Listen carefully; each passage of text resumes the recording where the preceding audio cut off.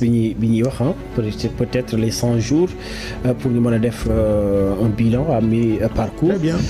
Pour xool ana yan jéego la ñu teg pour génn Sénégal ci situation bi de. Très bien loolu réew yëpp pratiquement dañ koy faral di def.